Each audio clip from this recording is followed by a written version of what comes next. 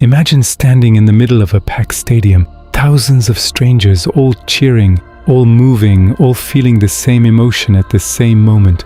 Now imagine standing alone, the same person, the same beliefs, the same personality, or is it?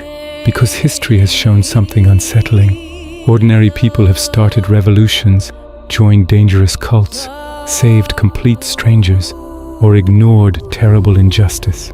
Not because they suddenly became different people, but because they became part of a crowd. So here's the question: who are you when everyone else is around? We like to believe we're independent thinkers, that every opinion we hold, every decision we make, comes from our own reasoning. But your brain was never designed to live alone. For hundreds of thousands of years, survival depended on belonging. Being rejected by your tribe often meant death. So your brain evolved to constantly ask invisible questions. Do I belong? Am I accepted? Am I safe?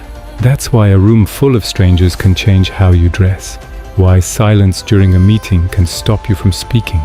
Why applause makes you clap even if you weren't planning to. Your identity isn't built in isolation.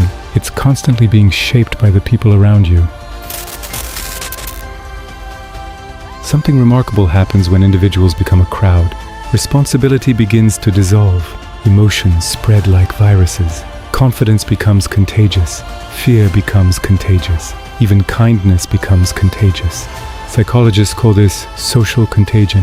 One person laughs and suddenly everyone laughs. One person panics and an entire crowd runs. History is filled with moments where ordinary people did extraordinary things, simply because everyone else was doing them. Sometimes that creates incredible acts of courage.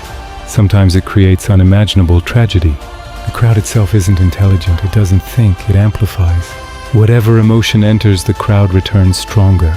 That's why social media can make outrage explode in hours, why financial bubbles grow, and why entire societies can suddenly change direction. A crowd doesn't just connect people, it synchronizes them. So is the individual stronger than the crowd, or vice versa? Well, here's the thing. The crowd isn't something separate from us. It is us. Every movement, every culture, every trend, every revolution began with individuals who influenced other individuals.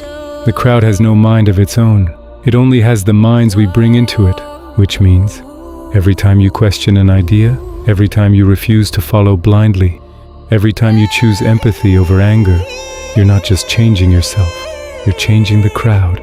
Because the human connection isn't about losing your individuality, it's about deciding what part of yourself you give to everyone else.